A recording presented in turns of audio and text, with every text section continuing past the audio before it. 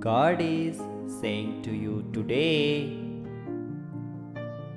my lovely child,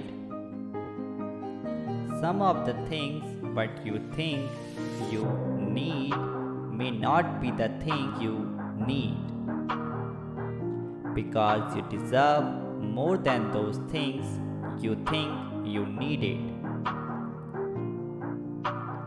So believe me and surrender your life to me in the right time. What you required, what you deserve,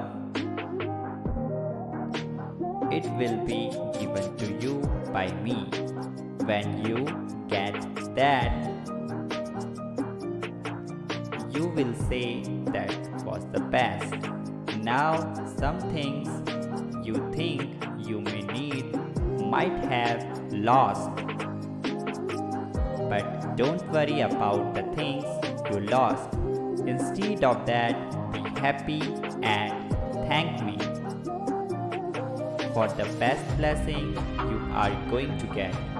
You deserve the best, that in the right time. I will give it to you. Trust me. Type yes if you trust in me. And also subscribe the channel